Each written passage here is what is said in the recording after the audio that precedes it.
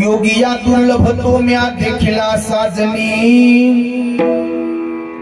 योगिया दुर्लभ तो म्या देखिला साजनी, पाहता पाहता मना न पुरे धनी, देखिला देखिला माई देवाचा देव, फिटला संदेह निमाले दुजेपण, अनंत रूपे अनंत वेशी,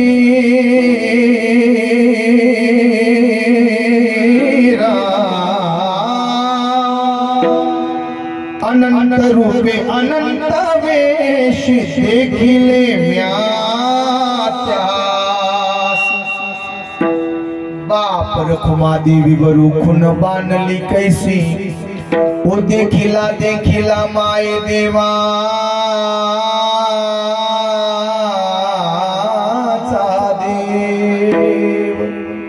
आता फिटला संदेह निमाले तुझे पण विठाला विठाला विठाला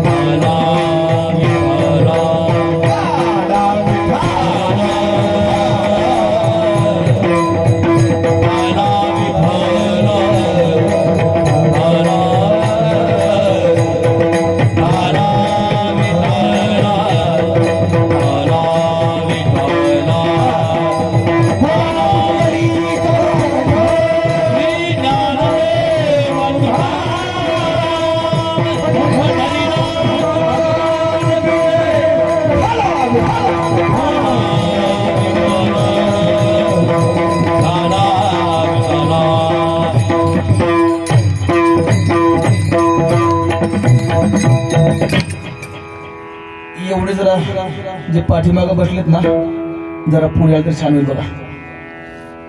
या सगळ्यांनी म्हणजे काय होईल, जे आधी आलेत त्यांना त्याचा मोबदला मिळेल, है की नाही?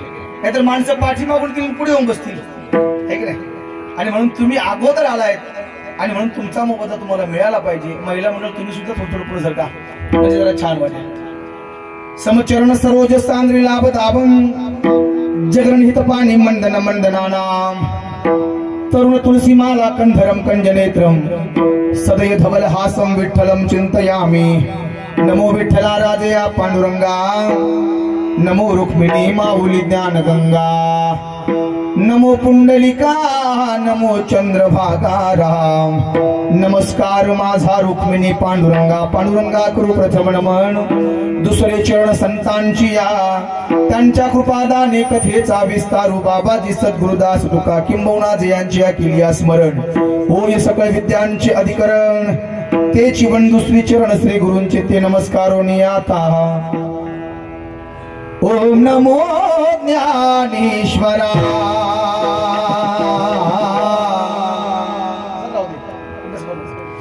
ओम नमो ज्ञानेश्वरा,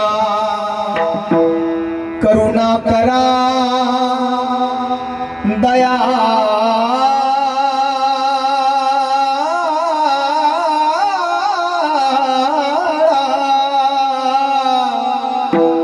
करुणा करा दया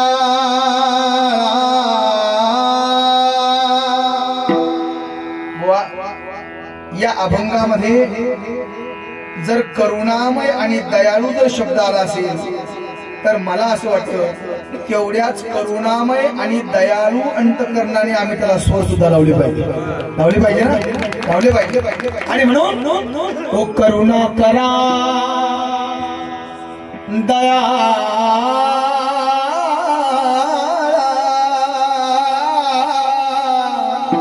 करुणा करा दया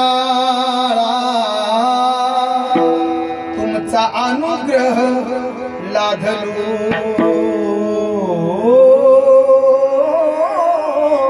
सेवेला की सेवक झालो सेवेला की सेवक झालो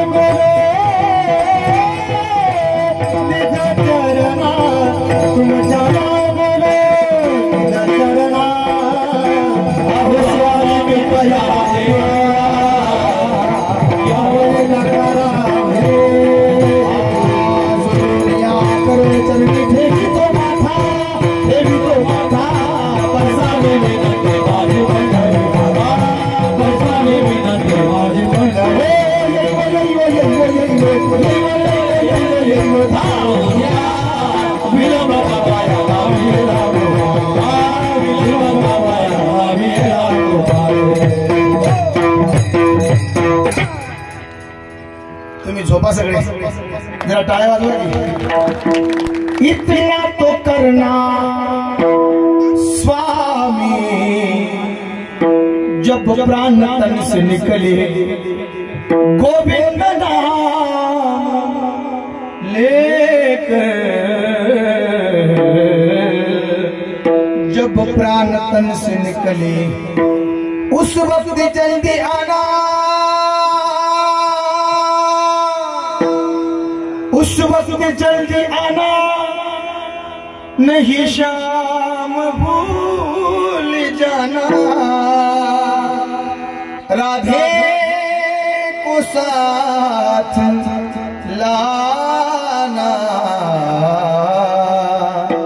जब प्राण तन से निकली मनोजवमार्तुल वेगम जितेन्द्रियं बुद्धिमतां वरिष्ठं वातात्मजं वानरयूथ मुख्यं श्रीरामदूतं शरणं प्रपद्ये आइए हनुमंत विराजिए कथा करुमति अनुसार प्रेम सहित गद्दी धरूं पधारिये पवन कुमार एकदा सगळ्यांनी आपल्या आपल्या हात वरती करा सगळ्यांनी करा मला जाणीव आहे थंडी वाजते आहे पण थंडी जर घालवायची असेल तर आम्हाला देवाचं भजन करणं गरजेचं आहे मला असं वाटतं माणसाला जर थंडी वाजायला लागली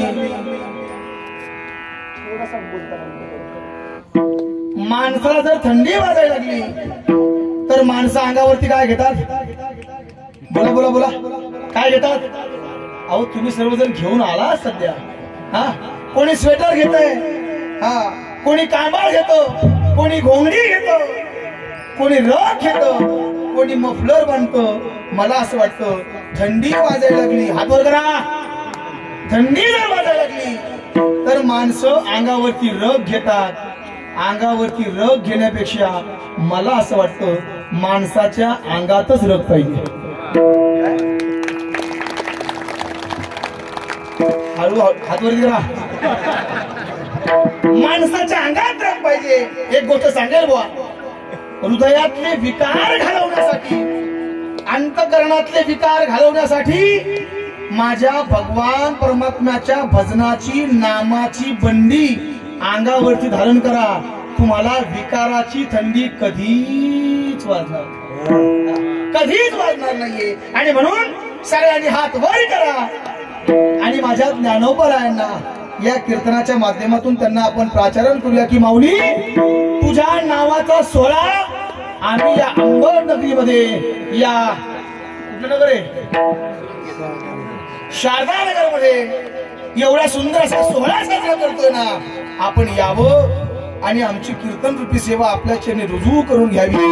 मला असं वाटतं माझ्या माऊलींचा सोहळा साजरा करतोय ना आपण, माझ्या ज्ञानोबांचा सोहळा, हात वर करा, माझ्या माऊलींचा सोहळा करतोय ना आपण, त्यांना आम्ही प्राचारण केलं पाहिजे बुवा। आणि म्हणून ज्ञानोबा माऊली कीर्तनालया, ज्ञानोबा माऊली कीर्तनालया, आम्हावर कृपा करा हो, कृपा करा हो, कृपा करा हो, कृपा करा हो, कृपा करा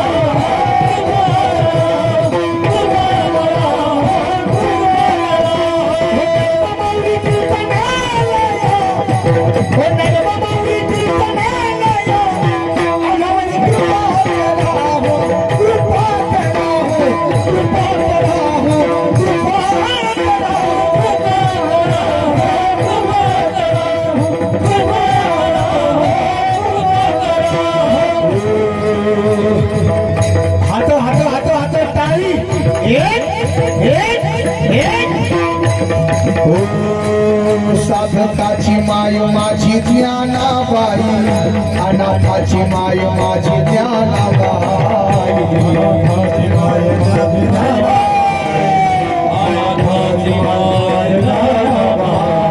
साधकाची माय माझी ज्ञानाबाई, अनाथाची माय माझी ज्ञानाबाई, अनाथाची माय माझी ज्ञानाबाई, अनाथाची माय माझी ज्ञानाबाई। यही भावनी कृपा करी काही, कृपा करी काही, कृपा करी काही, कृपा करी काही, कृपा करी काही, कृपा करी काही, कृपा करी रामचंद्र भगवान की मौली ज्ञानेश्वर महाराज की, छत्रपती शिवाजी महाराज की,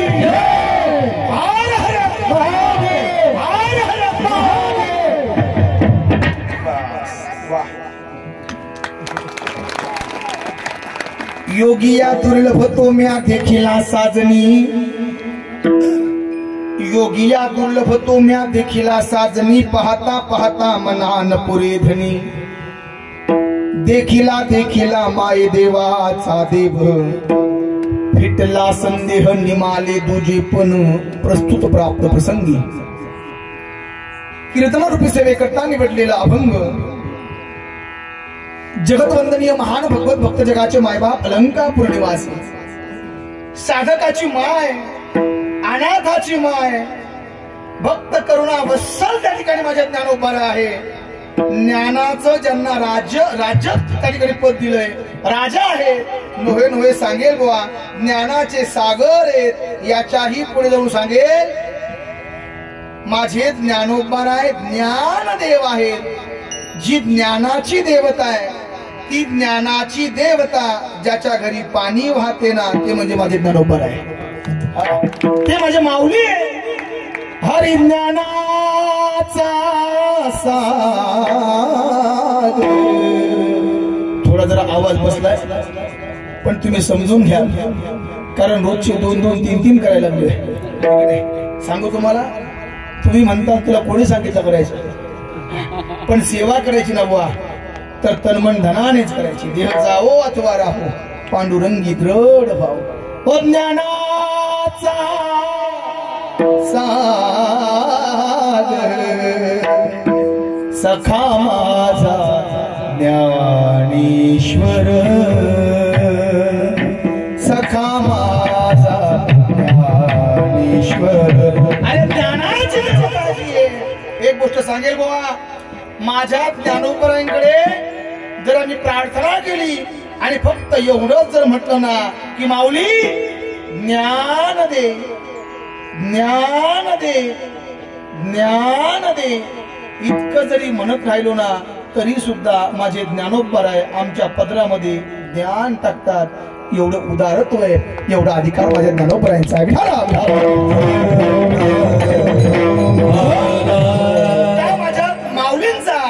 त्या माझ्या ज्ञानोबरायांचा हा काकडा या प्रकरणातला सुंदर असा 3 चरणाचा अभंग तुम्हा सर्व मायबापांच्या चरणी समर्पित करण्याकरता आजच्या प्रसंगी सेवेकरता निवडला.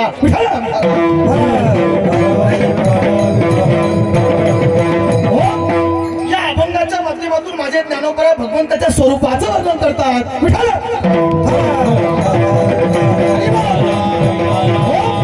या अभंगाच्या माध्यमातून माझे ज्ञानोबराय भगवंताच्या तटस्थ लक्षणाचं वर्णन करतात. या अभंगाच्या माध्यमातून माझे ज्ञानोबराय काकडाच्या भूमिकेमध्ये भूपाळी प्रकरणे आणि या भूपाळी प्रकरणातून माझे ज्ञानोबराय देवाकडे प्रार्थना करतायत.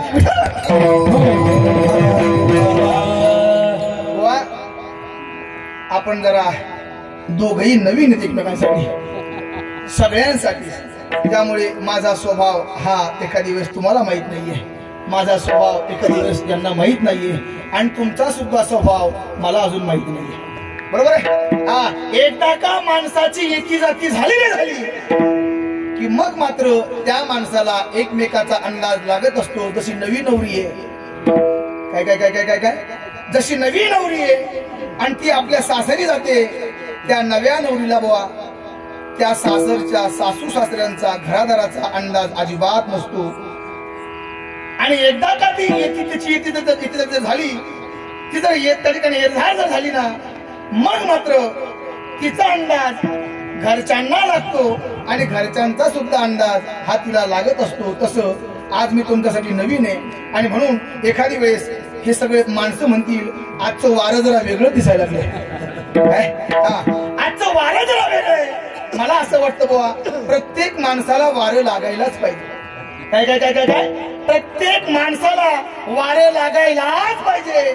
ज्या ज्या माणसाला या महाराष्ट्रामध्ये वारं लागलं ना बुवा, ज्यांच्या अंगात वारं भरलं ना, त्या माणसानं महाराष्ट्रामध्ये क्रांतीच केली बुवा. काय काय काय काय काय क्रांती केली. अरे हिंद विश्वराज्य निर्माण व्हावं ही तो आमच्या स्त्रींची इच्छा. माझ्या छत्रपती शिवाजी महाराजांच्या अंगात वारं भरलं. आज आम्ही त्यांचं नाव घेतो ना, मी सांगेल बुवा वारं माणसाला लागलं पाहिजे, पण वारं एकतर देशासाठी लागावं, वारं एकतर मातीसाठी लागावं, वारं संप्रदायासाठी लागावं, वारं धर्मासाठी लागावं. बुवा एकतर वारं देवासाठी लागावं, नाहीतर संतासाठी लागावं.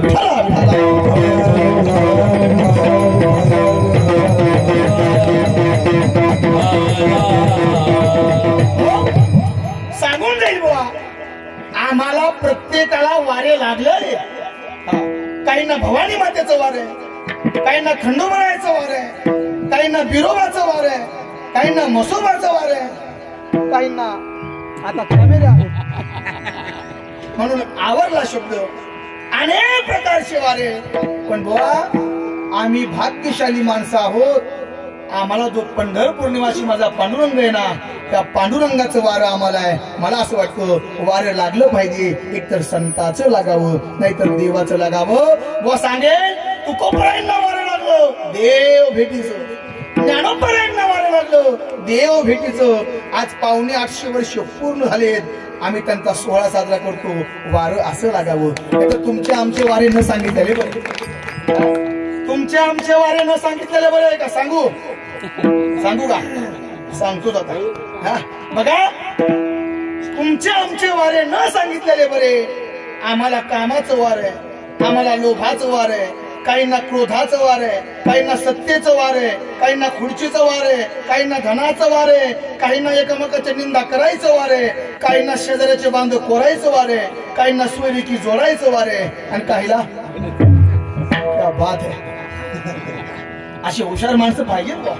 चला माझा सांगण्याचा भाव असा आहे, माणसाला वारं लागलं पाहिजे, पण ते देवासाठी लागलं पाहिजे. इथं माझ्या ज्ञानोबरांना अरे भगवंताच्या स्वरूपाचं वार आहे. मी सांगेल बुवा देवाचं वार आहे. ते माझे ज्ञानोबर म्हणतात की जो योग्यांना सुद्धा दुर्लभ आहे, जो योग्यांच्या ध्यानात नाहीये, तो जगाचा मायबाप भगवान परमात्मा मी पाहिला. सांगू त्याला पाहिल्यानंतर आता पाहतच राहावं वाटतंय, पाहतच राहावं वाटतं. कारण का मायबाप तो असाच. एक गोष्ट सांगू तुम्हाला, ज्यानं तुम्हा आम्हाला जन्माला घातलं या सगळ्यांकडे जर बघितलं आपण तर किती सुंदर माणसं आहे ना. किती सुंदर हे जग आहे ना. अरे ज्यानं हे निर्माण केलंय तो किती सुंदर असेल. अरे त्याला पहावं आणि पाहतच राहावं. पाहिलिया वेद लावे बैसे जीवे जडून. बघा त्याला पाहावं आणि पाहतच राहावं. माझे ज्ञानोबा म्हणतात त्याला मी पाहिलं आणि आता पाहिल्यानंतर त्याला किती पाहावं, त्याला किती पाहावं, माझं मनच भरत नाही. पाहता पाहता मना न पुरे धनी तो मी देखिला देखिला देखिला माये देवाचा देव. आता मात्र त्याच्या बद्दलचा संदेह आमच्या अंतकरणात शिल्लक राहिला नाही. फिटला संदेह निमाले तुझे. बघा संदेह माणसाच्या अंतकरणामध्ये होऊ शकतो. कारण बघा त्याचं कारण असे, प्रत्येकच माणसाला देवाची प्रचिती होईल की नाही होईल सांगता येत नाही बा. देव ओळखण्यासाठी, देवाचा परिचय होण्यासाठी तुमचं अंतकरण सुद्धा साधूच पाहिजे, ज्ञानोबरायांसारखं पाहिजे. माझे ज्ञानोबराय म्हणतात त्याला मी पाहिलं, मी त्यांना ओळखलं, मी त्यांच्या खुणा जाणल्या. कारण का मायबाप तो तुमच्या समोर असा उभा राहणार नाहीये आणि तो उभा राहून पाहण्याची गोष्ट सुद्धा नाहीये. नोहे याच्या पुढे जाऊन सांगेल, या नारदाच्या गादीवरनं जिम्मेदारी पूर्वक सांगतो बुवा, देव तुम्हा आम्हाला कधी भेटणारच नाहीये. काय काय काय काय बुवा असं कसं काय बोलता तुम्ही, देव भेटणार नाहीये म्हणजे सरळ चाललंय कशासाठी. मी सांगेल बुवा, देव हा भेटण्याची गोष्ट नाहीये, देव जाणण्याची गोष्ट आहे. देव आम्ही जाणला पाहिजे, देव आम्ही ओळखला पाहिजे. कारण भगवान परमात्मा एखाद्या आकाराचा मूर्तीचा नाहीये बुवा, तो चराचरामध्ये आहे, तो सगळ्या सृष्टीमध्ये आहे. विठ्ठल चळी स्थळी भरला, रीता ठाव नाही उरला, माझी म्या दृष्टीने पाहिला. विठ्ठलची विठ्ठलची विठ्ठल तो सगळीकडे आहे, तो जळी आहे, तो पाषाणी आहे.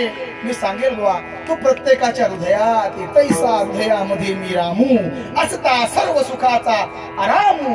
सर्वा घटी राम देहादेही एक, सूर्यप्रकाशक सहस्रश्मी. मी सांगेल बुवा, ममई वंश जीवलोके जुहूत सनातनः मनषष्टानिंद्रियाणि प्रकृतिस्थानि कर्षति. तो झाडांमध्ये आहे, तो वृक्षांमध्ये. नंतर तो पोरं म्हणतात वृक्षवल्ली आम्हा सोयरी वनचरी वृक्षवल्ली आम्हा सोयरी. तो सगळीकडे आहे, अनंत रूपे अनंत वेशी देखिले म्यादासी. बापर खुमा देवीवर खून बांधली कैसी. आता मात्र त्याची खून मला पटलेली आहे, त्याला मी पाहिलेलं आहे. आता तो खऱ्या अर्थानं त्याच्या बद्दलचा माझ्या मनातला, माझ्या हृदयातला संदेह मात्र आता फिटलेला आहे. तो मी पाहिला, देखिला देखिला देखिला माये देवाचा देव. आता मला एक सांगा, हा देखिला देखिला माये देवाचा देव हा शब्द स्त्रीलिंगी आहे का पुल्लिंगी आहे? बोला बोला बोला. माये हा शब्द स्त्रीलिंगी आहे का पुल्लिंगी आहे? स्त्रीलिंगी आहे ना. आपण सर्वजण एज्युकेटेड माणसं आहात. ही कॉलनी शिक्षक लोकांची कॉलनी आहे, बरोबर आहे. हा देखिला देखिला माये, माय हा शब्द स्त्रीलिंगी आहे. आता बघा, या अभंगाच्या माध्यमातून ज्ञानोबराय एका स्त्रीच्या भूमिकेत बोलताय. हा देखिला देखिला माय देवाचा देव. आता माय हा शब्द जर स्त्रीलिंगी असेल तर माझे ज्ञानोबराय स्त्रीच्या भूमिकेत का बोलतात, हा पहिला प्रश्न आहे.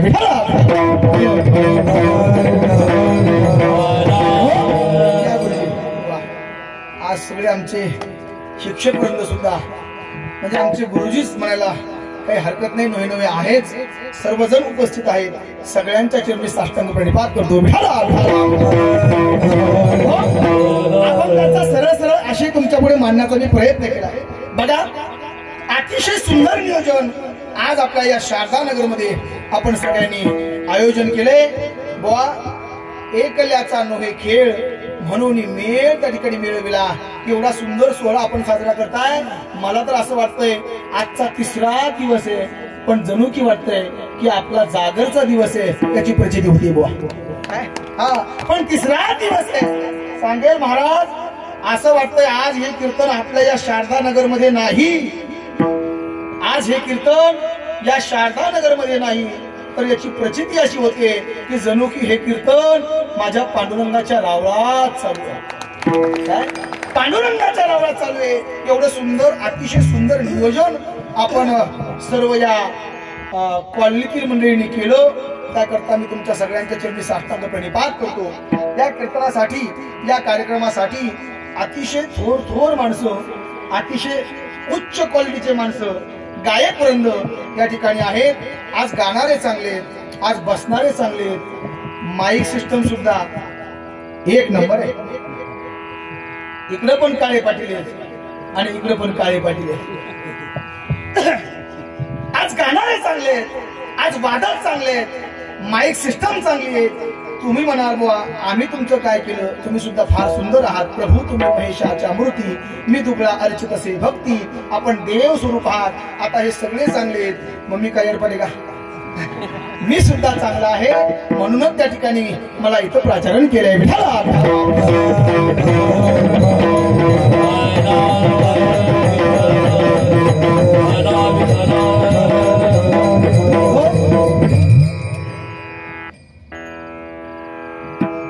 ज्यांची सुंदर अशी साथ आहे, ज्यांचा मृदंग आपण त्या ठिकाणी ऐकत आहात, असे हरिभक्तपरायण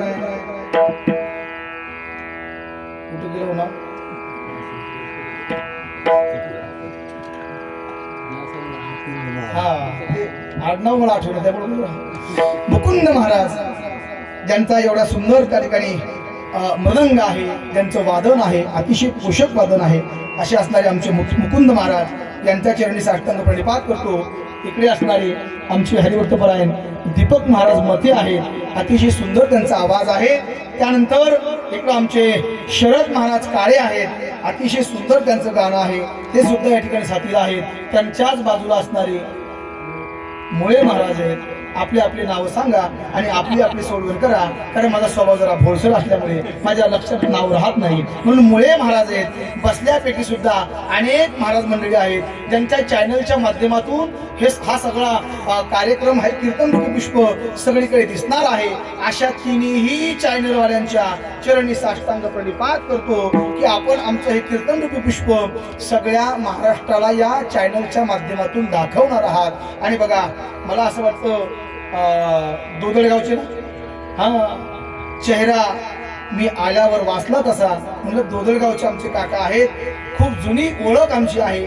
मला असं वाटतं जवळपास 20 वर्ष होऊन गेले असतील तेव्हा मी गावात आलो होतो. आपल्या गावामध्ये दोदळगावचे काका आहेत, आमचे सर्व गुरुजी आहेत. आमचे घुगे सर सुद्धा आले आहेत, आपले जोडदार नाही आले, येते सर्व शिक्षक वृंद आहेत. या सगळ्यांच्या चरणी साष्टांग प्रणिपात करतो. आणि ज्यांच्या माध्यमातून खऱ्या अर्थाने ही सेवा माझ्याकडे आली, असे असणारे महाराष्ट्रातील एक आगळं आणि वेगळं व्यक्तिमत्व महाराज, अतिशय सुंदर स्वभाव, त्यानंतर स्वभावही चांगला आणि उच्च विचार, राहणीमान साधी आहे, पण विचार मात्र उच्च आहेत. मला असं वाटतं माणसांनी राहावं साधं आणि त्याचे विचार मात्र उच्च असले पाहिजे. ज्यांचं सुंदर ज्ञान आहे, सुंदर कीर्तन आहे, सुंदर कथा आहे, अशा असणारे आमच्या शारदाताई यांच्या माध्यमातून खऱ्या अर्थानं इथपर्यंत येणं झालं.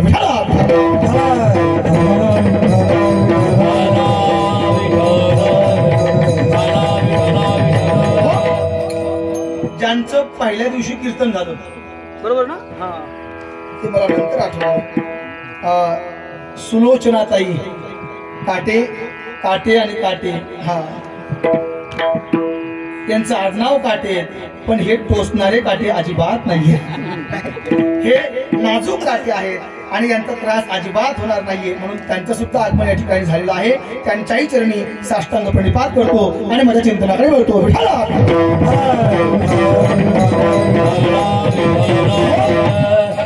हा अभंग काकडा या प्रसंगातला आहे, हा अभंग काकडा या प्रसंगातला आहे. मला असं वाटतं काकडा हा सायंकाळी 6च्या नंतर गायला जातो, बरोबर ना, बरोबर ना. काही हो म्हणतात, काही नाही म्हणतात. त्याचा अर्थ असा आहे, काहींना काकडा माहितीये आणि काहींना त्यांनाही माहितीये, पण त्या काकडाच्या टायमाला ते वाकडे झालेले असतात. हा याचा भाग आहे.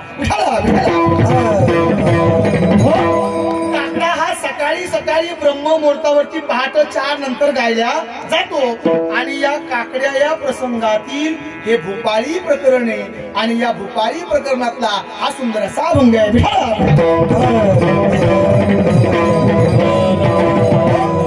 बघा आदिशक्तीचं नाव घेतलं पण मालकच मागे राहिले. आमचे रामेश्वर भाऊ आहेत मापारी आहे की नाही, त्यांच्याही चरणी साष्टांग प्रणिपात करतो. किती सुंदर काकडा आहे, किती सुंदर काकडा आहे.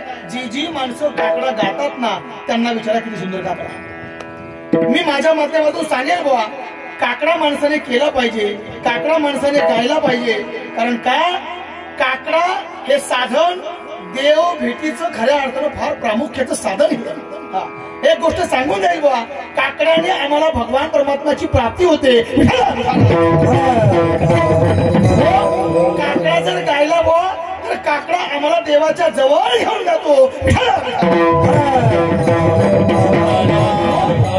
याच्याही पुढे जाऊन सांगेल, जो जो काकडा गाईल ना बुवा देवाला जाग करण्याची ताकद या काकड्यामध्ये. काकडा आम्ही गायला पाहिजे. पण सांगेल महाराज, काकड्यासाठी चांगले चांगले वादक आपण सोडू सगळे, चांगले चांगले वादक, कारण आपण बिझी माणसं आहोत सर्वजण. चांगले चांगले गायक, चांगले चांगले वादक आणि माझ्यासारखे चांगले चांगले कीर्तनकार हे काकड्यासाठी जन्माला आलेलेच नाही. काय काकड्यासाठी कोण आहे तर जे माणसं 50-60च्या पुढची आहेत ना ती माणसं काकड्याला आहेत. पण खरं सांगू, काकडा आम्ही सगळ्यांनी गायला पाहिजे. कारण सगळ्यांनी काकडा यासाठी गावं. काकडा गायल्यानंतर मला असं वाटतं जन्म मरणाच्या बंधनातून मुक्त होण्याची ताकद ही काकड्यामध्ये. जन्म मरणाच्या दुःखातून मुक्त व्हायचं असेल तर आम्ही माझ्या भगवान परमात्म्याचा काकडा गायला पाहिजे. सांगेल बुवा, माझ्या बनकट स्वामी महाराजांनी काकडा गावा. बनकट स्वामी महाराज हे मराठवाड्यातले.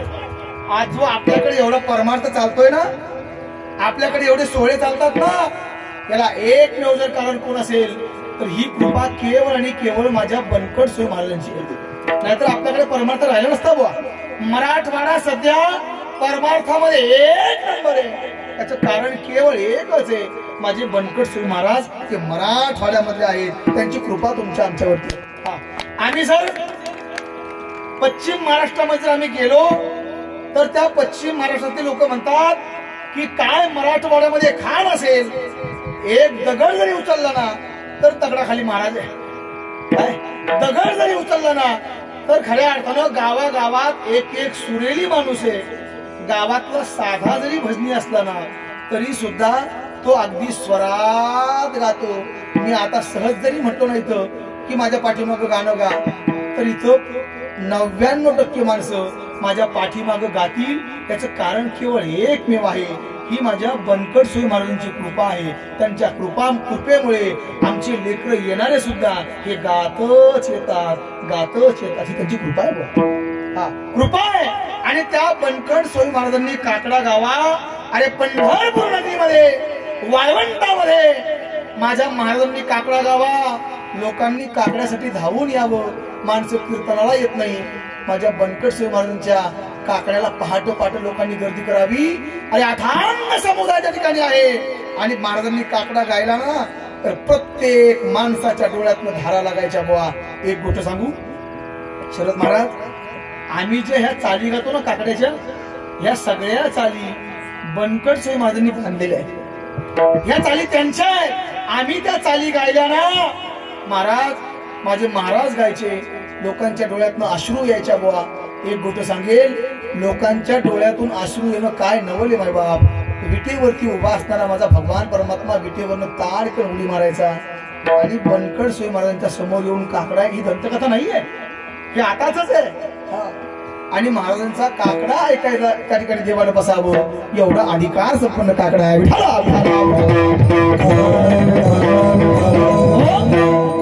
किती सुंदर आहे. हरिरा रूप पाहता लोचनी, लोचनी रूप पाहता लोचनी, लोचनी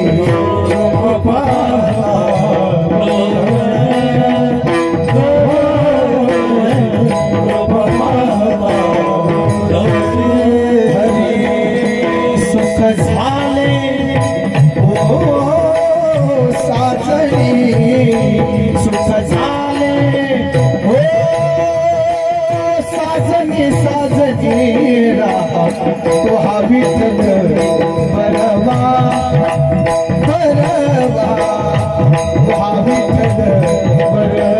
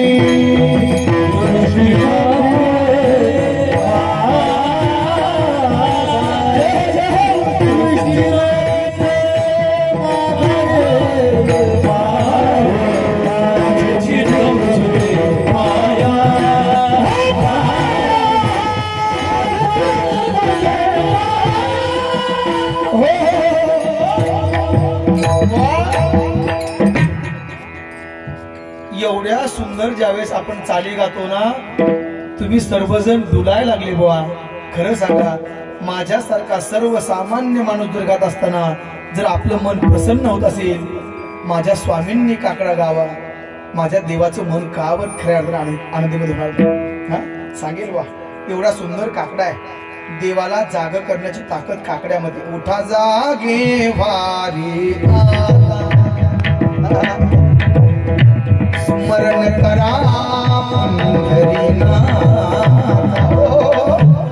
उठा पांडुरंगा प्रभात. काय? उठा पांडुरंगा प्रभात समयोपाताला. उठा पांडुरंगा प्रभात. वैष्णवांचा मेळा गरुडा पायी दाटला, पायी दाटला वळवळटापासून महाद्वारापर्यंत. एवढा सुंदर काकडा आहे. या काकड्यातलंही भूपाळी प्रकरण आहे. सांगू तुम्हाला, भूपाळी म्हणजे काय.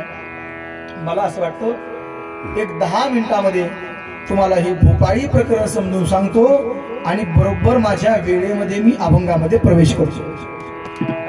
10 मिनिटांमध्ये हे भूपाळी प्रकरण सांगतो आणि अगदी आपली वेळ किती ते किती आहे. आता आज मात्र वेळेचा काही भरोसा नाहीये, पण बरोबर 11:15 चालू झाल्यापासून बर माझ्या वेळेमध्ये जोपर्यंत माझे ज्ञानोपर मला बुद्धी देतील ना, तोपर्यंत मी बोलण्याचा प्रयत्न करतो. पण माझं असं आहे बुवा, माझे ज्ञानोपर आहे, माझ्या डोक्यावरनं कधीच कृपा कमी करत नाही. म्हणून मी किती वाजेपर्यंत बोलल याचाही मला भरोसा नाही. पण चला बघा, मी सांगेल बुवा, भूपाळी म्हणजे काय. मी सरळ सरळ व्याख्या केली ताई. भूपाळी म्हणजे काय तर देवाचं भजन गाणं म्हणजे भूपाळी आहे. काटे महाराज काय, देवाचं भजन गाणं म्हणजे भूपाळी आहे. मी सांगेल बुवा, भजन गाणं म्हणजे भूपाळी आहे. एक गोष्ट सांगेल, इथं भजन किती प्रमाण आहे भजन किती गायलं पाहिजे, का गायलं पाहिजे, कशासाठी गायलं पाहिजे, तर मला असं वाटतं या इहलोकामध्ये, या मृत्यू लोकामध्ये जेवढे साधू जन्माला आले ना, त्या प्रत्येक साधूनं देवाचं भजनच केलं, देवाचं भजन केलं. कारण भजनानं होतं काय, अरे भजनानं काय होत नाही हे विचारा. ज्यांना ज्ञान पाहिजे ना, मग तुम्ही म्हणाल वा ज्ञान पाहिजे रे, रामकृष्ण हरी करत बसतो आपण तर ज्ञान प्राप्त होईल का? मला असं वाटतं ज्ञान 100% प्राप्त होईल, पण तुम्हाला अभ्यास पण करावाच लागेल. पण या अभ्यासामध्ये जर तुम्हाला जर त्रुटी कसली असेल ना, तर त्यावरती कृपा करण्याची ताकद ही भजनामध्ये केलं पाहिजे. आम्ही सांगू तुम्हाला भजनाची ताकद. काटे बुवा, माझ्या स्वर्णलेखीवरती एवढी मोठी गाठ आहे. किती? माझ्या घशामध्ये एवढी मोठी गाठ आहे. रोज जर त्यावर त्रास दिला, ताण जर दिला तर घसा सुचतो आणि सध्या पण तो त्रास चालू आहे, आवाज बसलेला आहे. पण सांगेल बुवा, कोरोनाच्या काळामध्ये डॉक्टरांना दाखवलं आणि डॉक्टरांनी सांगितलं की बुवा ऑपरेशन करावं लागेल. मी म्हटलं गड्या, ऑपरेशन जर केलं आणि एखादी वेळेस जर हाही आवाज राहिला नाही तर माझ्या देवाचं भजन माझ्याकडनं होणार नाही. हा, आणि म्हणून डॉक्टरांनी सांगितलं गड्या भजन करू नका, गायन बंद करा, वा त्या ठिकाणी कीर्तन बंद करा, बोलायचं बंद करा. महाराज, आमच्या जीवनातलं ज्या दिवशी भजन बंद होईल ना, त्या दिवशी आम्हाला मरण आलेलं पुरलं. म्हणून महाराज डॉक्टर बंद केले, म्हणजे ते बंद केले, दुसरे चालू केले. डॉक्टर बंद केले पण भजन नाही बंद केलं बा. सांगेल महाराज, पांढरी तीनचा स्वर आहे, सध्या थंडगार हवा आहे, तुम्ही सर्वजण जॉकेट घालून आलात, माझ्याकडे काहीच नाही, पण तरी सुद्धा घाम येतोय बुवा. सांगेल, अरे पांढरी तीनचा स्वर आहे, पण तरी सुद्धा एवढ्या ताकदीनच गातो, एवढ्या ताकदीनच जर बोलत असेल ना, तर ही ताकद केवळ आणि केवळ त्या माझ्या भगवान परमात्म्याचं मी जे भजन करतोय ना, त्या भजनाची ताकद आहे, त्या भजनाची ताकद आहे. अरे काय नोहे केले एका चिंतिता विठ्ठले,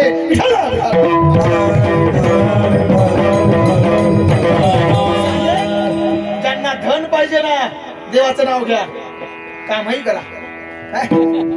ज्यांना खुर्ची पाहिजे ना, देवाचं नाव घ्या. ज्यांना सत्ता पाहिजे ना, देवाचं नाव घ्या. बुवा, देवाचं नाव घेतल्यावर खुर्ची भेटते का? का भेटणार नाही? बिभीषणानं देवाची संगती केली. कुणाची?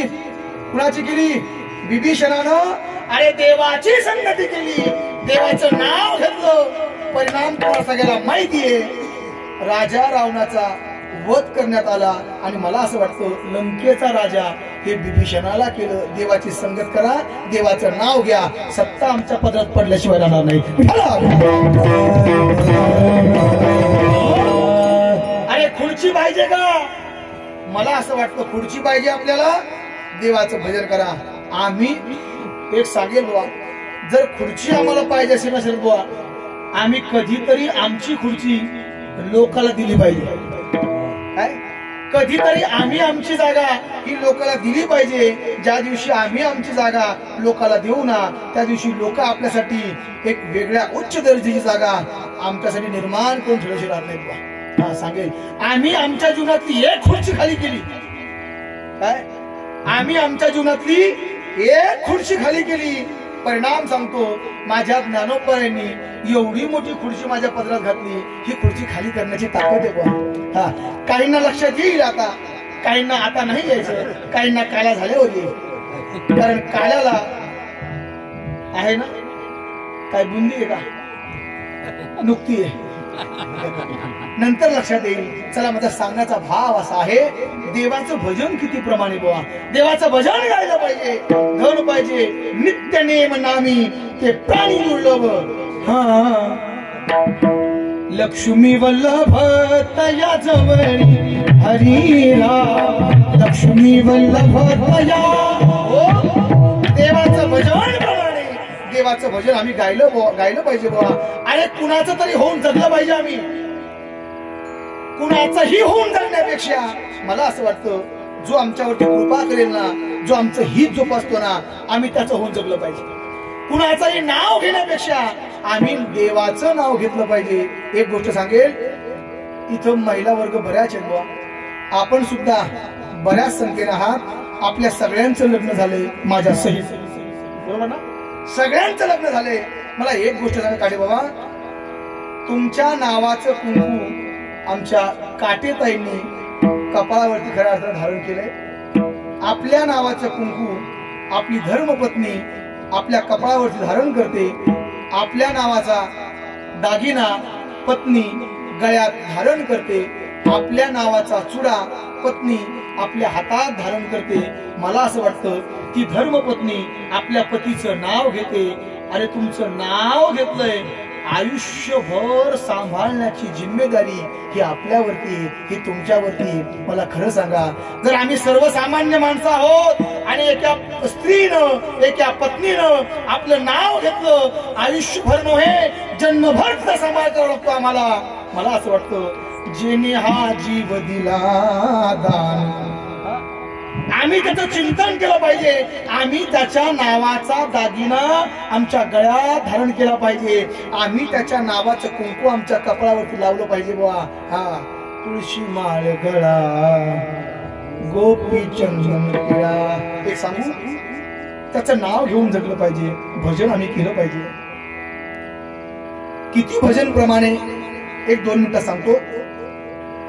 एकदा तुकोबरायांनी हनुमंतरायांना प्रश्न केला, हनुमंतराय, ज्या वेळेस तुम्हाला सीतेचा शोध करण्यासाठी भगवान प्रभू रामचंद्राने लंकेमध्ये पाठवलं, त्यावेळेस तुम्हाला सीतेचा शोध करण्यासाठी पाठवलं होतं का लंका दहन करण्यासाठी पाठवलं होतं? मला याचं उत्तर तुमच्याकडनं पाहिजे. माझे हनुमंतराय म्हणतात, तुकोबराय, अहो फार कालखंड यासाठी होऊन गेलाय, फार जुनी गोष्ट आहे, पण तुम्ही फार जुनी फाईल उचकून काढली. काय फार जुनी फाईल उचकून काढलीये तुम्ही? नेमकं ईडीचे माणसं तर नाहीत ना? काय, कारण आजकाल ईडी कोणावर पडल हे सांगता येत नाही बुवा. आणि म्हणून माझे हनुमंतराय म्हणतात, तुम्ही नेमकं ईडीचे तर माणसं नाहीत ना, कारण ही फाईल फार जुनी आहे, पण तुम्ही आज उचकून काढलीये. त्यावेळेस माझे तुकोबराय म्हणतात, हनुमंतराया, फाईल जरी जुनी असेल ना तर मी त्या काळात होतो तिथं, पण त्यावेळेस मला वेळ नाही भेटला. कारण त्या काळामध्ये मी अंगदाच्या रूपकात मी तिथं होतो. माझे तुकोबराय म्हणतात, अरे जिथं जिथं माझ्या देवाचा अवतार झाला ना, त्या वेळेस मी देवाच्या सोबत होतो. हो जे जे झाले, जे जे झाले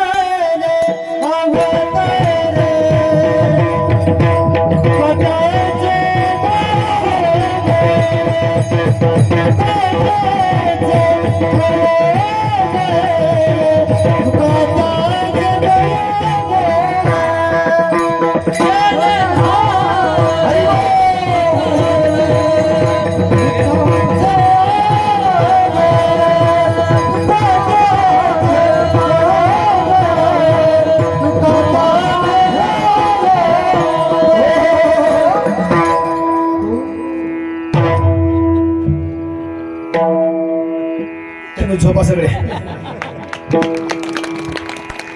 हो जे जे झाले अवतार, हो तू का कामचे बरोबर. अरे जेवढे अवतार झाले त्या अवतारामध्ये माझे तुकोबराय देवाच्या सोबत होते.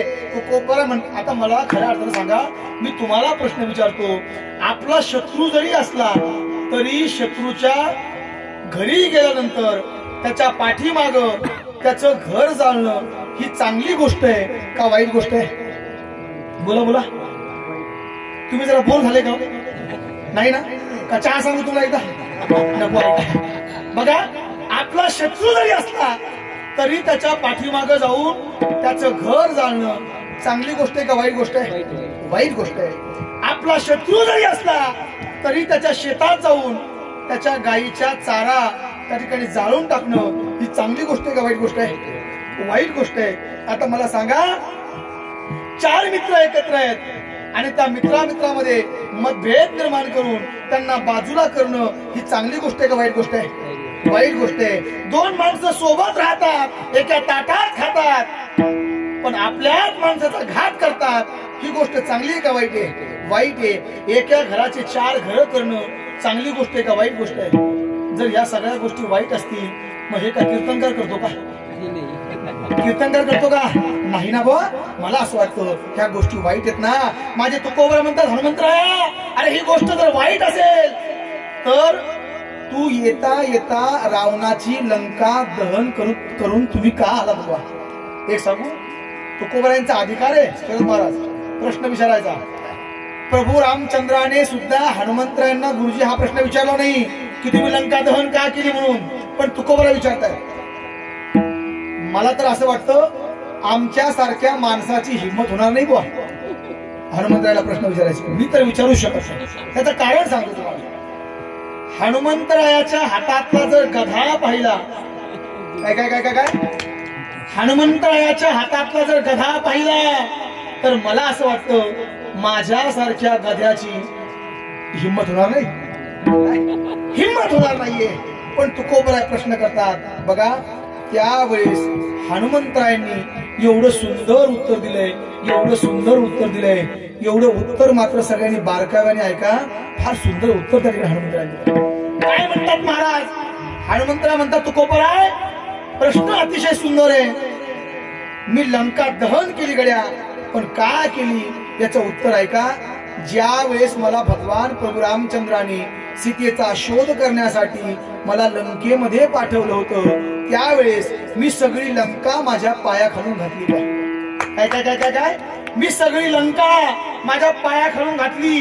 मी सगळी लंका फिरलो, पण या लंकेमध्ये मला माझ्या भगवान प्रभू रामचंद्राचं भजन हे कुठंच आढळलं नाही. काय काय माझ्या देवाचं भजन मला कुठंच आढळलं नाहीये. आणि ज्या गावात माझ्या देवाचं भजन नाही ना महाराज, ते गाव हे प्रेतासारखं आहे. आणि मला असं वाटतं माणूस मेला, त्यातला आत्माराम निघून गेला, राहिलं खाली प्रेत. जिथं प्रेत राहतं त्या प्रेताला माणसं काय करतात? बोला बोला बोला. काय करतात? त्याला अग्निदाग देतात, त्याला पेटवून देतात. माझे हनुमंतराय म्हणतात ज्या गावात माझ्या देवाचं भजन नाही ना ते गाव प्रेतासारखं आहे. म्हणून त्याला मी काय लावणार, त्याला जाळून आलो मी. का? कारण तिथं माझ्या देवाचं भजन नाही. इतकं भजन प्रमाणे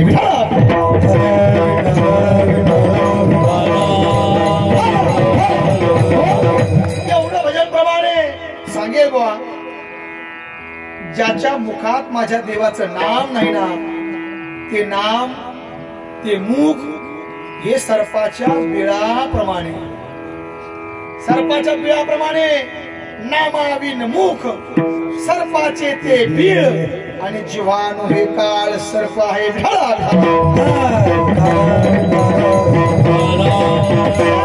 एवढं भजन प्रमाणे. आणि भजन गाणं म्हणजे भूपाळी गाणं आहे. अजून एक अर्थ करतो आणि बरोबर वेळेत अभंगात जातो. तुम्ही म्हणताल महाराज तुम्ही अभंगात जाताल तरी कधी? मी बरोबर 10:30ला 5 मिनिटं कमी असताना तुम्हाला सगळ्याला अभंगात घेऊन जाणार आहे. तुम्हाला सगळ्याला अभंगात घेऊन जाणार आहे. आणि एकदा का तुम्ही अभंगात गेले की मी मात्र बाहेर येणार आहे. कारण मला उद्या आळंदीला जायचंय आणि म्हणून मी बाहेर येणार आहे. पण बाहेर येता येता मी त्याला कुलूप लावून येणार आहे. कारण तुम्ही सगळे वर्षभर तर बाहेर पडलेच नाही पाहिजे. त्याला कुलूप लावून येणार आहे. आणि पुन्हा सांगतो बुवा चावी मात्र मी माझ्यासोबत घेऊन येणार आहे. कारण का? त्याचं कारण असं आहे, ज्या वेळेस तुम्हाला त्या कुलपाची आठवण येईल, ज्या वेळेस तुम्हाला त्या कुलपाची आठवण येईल त्यावेळेस तुम्हाला चावीची आठवण येईल ना. चावीची आठवण येईल. ज्या वेळेस तुम्हाला चावीची आठवण येईल त्यावेळेस तुम्हाला माझी आठवण.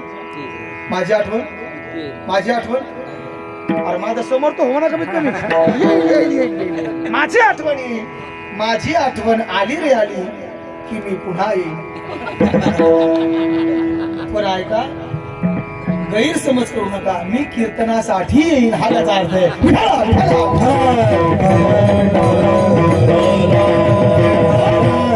बरोबर वेळेत आपला खऱ्या अर्थाने अभंगावरती आणतो. अजून एक व्याख्या करतो. भूपाळी म्हणजे काय?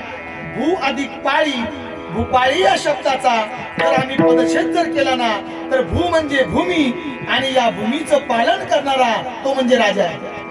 आता आपल्या भूमीचं पालन करणारा सध्या कोण आहे? आपलं पालन करणारा राजा आहे ना. मग सध्या आमचा राजा कोण आहे? आमचा राजा सध्या मुख्यमंत्री जो असेल तो आमचा राजा आहे. पंतप्रधान जो असेल ना तो आमचा राजा आहे. राष्ट्रपती जो आहे ना तो आमचा राजा आहे. सांगेल बाबा त्या राजाला हाक मारणं म्हणजे भूपाळी. भू अधिक पाळी. भू म्हणजे भूमी आणि या भूमीचं पालन करणारा तो म्हणजे सार्वभौम राजा. या जगाची उत्पत्ती त्याच्या हातामधून आहे ना तो आमचा राजा आहे. मला असं वाटतं तू राहतो कुठं? ओ जंबू या दीपा माझी एक पंढरपूर गावला.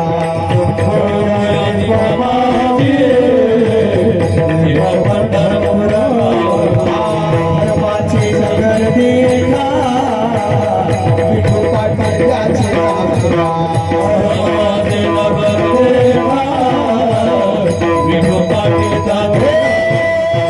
चला जाऊ तया ठाया आही भोजन माराया.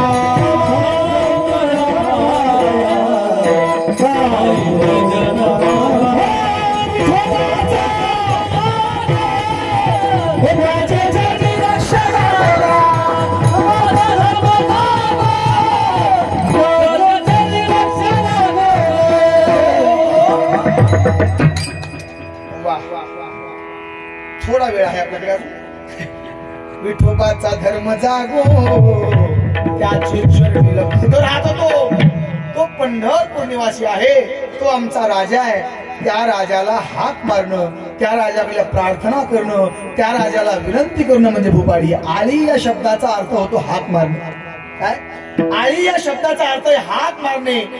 पुरवावी आळी माय बापा. मला असं वाटतं देवाकडे प्रार्थना करणं म्हणजे भूपाळी. चला या भूपाळीमध्ये या प्रकरणामध्ये माझे ज्ञानोबा आहे एका स्त्रीच्या भूमिकेत बोलत आहे. आईचं रूपक आहे, स्त्रीचं रूपक आहे, मैत्रिणीचं रूपक आहे. मला असं वाटतं स्त्रीची भूमिका ज्ञानोबा घेऊन का बोलतात त्याचं कारण अवघ्या थोड्या मिनिटात सांगतो. त्याचं कारण असे बाबा आपल्यापेक्षा स्त्रियांचं अंतःकरण आपल्यापेक्षा अनेक पटीनं त्यांच्यामध्ये प्रेम भाव आहे, त्यांच्यामध्ये वात्सल्य आहे, त्यांच्यामध्ये खऱ्या अर्थानं सगळ्यांविषयी प्रेम भाव वात्सल्य आहे. म्हणून मला असं वाटतं आधी करून सर्व संतांनी आधी आईलाच प्राधान्य दिलंय. आधी करून सर्व कथाकारांनी अगोदर आईलाच प्राधान्य दिलंय. आधी करून सगळ्या लेखकांनी कवींनी सुद्धा आईलाच मोठं केलंय. कारण का या जगाच्या पाठीवरती माय ही एक अशी गोष्ट आहे ती आपल्यावरती निस्वार्थपणाने प्रेम करते. हा साधू असे आहेत, ऐका ऐका ऐका, साधू असे आहेत, संत असे आहेत जे आपल्यावरती निस्वार्थपणाने प्रेम करतात आणि माय अशी आहे ती लेकरावरती निस्वार्थपणाने प्रेम करते. बघा ऐसी कळवळ्याची जाती हो, ऐसी कळवळ्याची जाती ओ करीला भाविन प्रीतीरा. आई आपल्या लेकरावरती निस्वार्थपणाने प्रेम करते. एक गोष्ट सांगून देईल बुवा, अरे माय बाप आपल्यासाठी आयुष्यभर कष्ट करतात, आयुष्यभर राबतात, आपल्यासाठी घर असेल प्रॉपर्टी असेल कमवून ठेवतात. पण त्याच जर लेकरानं भविष्यामध्ये आपल्या माय बापासाठी अरे बंगला मोठा आहे पण पडशीच जरी जागा दिली ना तरी सुद्धा ती माय त्या लेकरावरती तेवढ्याच ताकदीनं प्रेम करते. तिला आई म्हटलं पाहिजे, आई म्हटलं पाहिजे. सांगेल आधी करून संतांनी आधी आईचं रूप घेतले. आई कुळी कन्या पुत्र होती जे सातवी. कुळी कन्या अगोदर आहे, पुत्र नंतर आहे. त्याचं कारण संतांना सुद्धा माहिती होतं की भविष्यामध्ये